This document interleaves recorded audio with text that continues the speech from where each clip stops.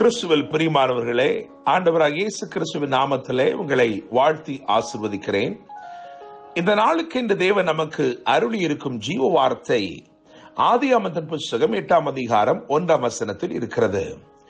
தேவன் நோவாவையும் அவனுடனே பேழையில் இருந்த சகல காட்டு மிருகங்களையும் சகல நாட்டு மிருகங்களையும் நினைத்தருளினார். தேவன் பூமியின் மேல் காற்றை வீச பண்ணினார். அப்பொழுது ஜலம் அமர்ந்தது. இதை கேட்கிற தேவனுடைய பிள்ளைகளே, இந்த நாளிலே தேவன் உங்களை நினைத்தருளி தேவன் உங்களை நிலைப்படுத்தும் நாளாக இந்த நாள் இருக்கிறது. நான் நிச்சயமாய் நம்புகிறேன், உங்களை நினைவுகூரும் ஒரு நாள், உங்களை நிலைப்படுத்தும் ஒரு நாள். இந்த 8ஆம் அதிகாரத்தில் சொல்லப்பட்டிருக்கிற வசனங்களை வரிசைப்படுத்தி பார்க்கும் பொழுது ஒரு சத்தியத்தை நாம் அறிந்து கொள்கிறோம். முதல் வசனம் இப்படியாக சொல்லுகிறது, நினைத்தருளினார். தேவன் நோவாவையும் அவனுடனே பேழையில் இருந்த சகல காட்டு மிருகங்களையும் சகல நாட்டு மிருகங்களையும் நினைத்தருளினார் என்று எழுதியிருக்கிறது. என கேட்கும் தேவனுடைய பிள்ளைகளே, முதல் வசனத்திலே நினைத்தருளினார் என்று எழுதியிருக்கிறது. 2ஆம் வசனத்தை கவனிக்கும் பொழுது நின்று போயிற்று என்று முடிகிறது. எனவே நினைத்தருளும் தேவன் உங்கள் வாழ்க்கையிலே நிச்சயமில்லாத ஒரு காலத்தை ஒரு முடிவுக்கு கொண்டு வரும் பொருட்டு எவைகளை நிறுத்தி போட வேண்டுமோ அவைகளை நிறுத்தி போடுகிறார். உங்களுக்கு விரோதமாய் ஆக்கிரமித்து சீறுகிறவைகள் எதுவாய் இருந்தாலும் அவைகளுக்கு விரோதமாய் தேவன் வந்து அவைகளையெல்லாம் நிறுத்தி போடுகிறார். பிரச்சனைகளை நிறுத்தி போடுகிறார். உங்கள் வாழ்க்கையிலே காணப்பட்ட போராட்டங்களை ஒரு முடிவுக்கு கொண்டு வரும்படிக்கு அவைகளை நிறுத்தி போடுகிறார். 3ஆம் வசனத்தை கவனிக்கும் பொழுது அங்கே நாளுக்கு நாள் வற்றிக்கொண்டே வந்தது என்று எழுதியிருக்கிறது. நாளுக்கு நாள் வற்றிக்கொண்டே வருகிறது என்ற காரியம் நோவாவை பொறுத்த வரையிலும் பெருத்த நன்மையாயிருக்கிறது. எனவே நினைத்தருளினார் என்று சொல்ல விரும்புகிறேன். நிறுத்தி போட வேண்டியவைகளை நிறுத்தி போட்டார். 3ஆவதாக நாளுக்கு நாள் நன்மை செய்தார். 4ஆவதாக 4ஆம் வசனத்திலேயே எழுதியிருக்கிறது, 7ஆம் மாதம் 17ஆம் தேதியிலே பேழை அரராத் என்னும் மலைகளின் மேல் தங்கிற்று. என கேட்கிற தேவனுடைய பிள்ளைகளே, அப்படியாக அந்த 4ஆவது காரியமாக என்ன தெரியுமா? நிலைப்படுத்தினார். இது எங்கே தங்க வேண்டுமோ, எங்கே இந்த பேழை ஒதுங்க வேண்டுமோ அங்கே அதை ஒதுக்கி அங்கே அதை நிலைப்படுத்தினார்.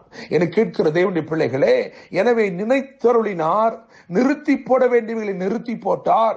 நாளுக்கு நாள் நன்மை செய்தார், நிலைப்படுத்தினார். இவைகளையெல்லாம் கர்த்தர் உங்கள் வாழ்க்கையிலே தொடர்ச்சியாய் செய்ய போவதை நான் என் ஆவியிலே உணர்கிறேன். தேவனுடைய பிள்ளைகளே, நீங்கள் யோசித்து பாருங்கள். இந்த பேழை, அதாவது இது நிச்சயமில்லாத ஒரு நிகழ்வு போல காணப்பட்ட இது நன்மையான முடிவை நோக்கி நகர்ந்து சிகரங்களிலே நிலைப்பட்டது. என கேட்கும் தேவனுடைய பிள்ளைகளே, சமபூமியில் இருந்து புறப்பட்ட ஒன்று இப்பொழுது சிகரங்களில் வந்து நிலைத்திருக்கிறது. உங்கள் வாழ்க்கையிலும் தேவன் இப்படியே எது சாதாரணமாய் இருக்கிறதோ அவைகளை தேவன் நினைவு கூறுகிறபடினால், அவைகளுக்கு தேவன் நாளுக்கு நாள் நன்மை செய்கிறபடினால், அவைகளுக்கு விரோதமானவைகளை நிறுத்தி போடுகிறபடினால், அவைகளை நிலைப்படுத்துகிறபடினால் இறுதியாக அங்கே பார்க்கிறோம், சிகரங்களிலே வந்து ஒரு பெரிய மேன்மை, ஒரு பெரிய உயர்வு அங்கே தங்கிற்று என்று எழுதியிருக்கிறது. என கேட்கும் தேவனுடைய பிள்ளைகளே, எதை ஜலம் புறப்பட செய்ததோ, காரணம் 7ஆம் அதிகாரத்தை நீங்கள் வாசிக்கும் பொழுது அங்கே எழுதியிருக்கிறது 17ஆம் வசனத்திலே, ஜலம் பேழையை புறப்பட செய்தது.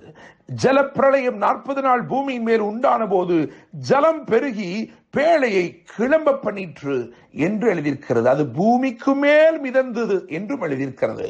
மற்றவர்களுக்கு தீமையாய் இருப்பவைகளை உங்களை புறப்பட செய்யும் நன்மையாக தேவன் மாற்ற விரும்புகிறார்.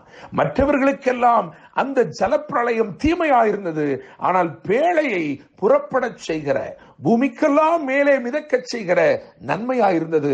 அப்படித்தான் தேவன் உங்கள் வாழ்க்கையை கிரியை செய்ய விரும்புகிறார். என கேட்கும் தேவனுடைய பிள்ளைகளே, சமபூமியில் இருந்து புறப்பட்டது இப்பொழுது சிகரங்களில் வந்து நிற்கும்படி தேவன் செய்தார். தேவன் இந்த நாளிலே உங்களை நினைத்தருளுகிறார். தேவன் உங்களுக்கு விரோதமான தீமைகளை நிறுத்தி போடுகிறார். உங்களுக்கு நாளுக்கு நாள் நன்மை செய்யும்படிக்கு உங்கள் மேல் கரிசனை உள்ளவராயிருக்கிறார். சாதாரண நிலையில் இருந்த உங்களை உங்களை சிகரங்களிலே நிலைப்படுத்தும்படிக்கு உங்கள் மேல் கிருபையாய் அவர் இருக்கிறார். நிச்சயமாய் இந்த வார்த்தைகளின்படி உங்கள் வாழ்க்கையில் அவர் நன்மை செய்வார். என்றும் அன்புடன் pastor Daniel Moses. God bless you.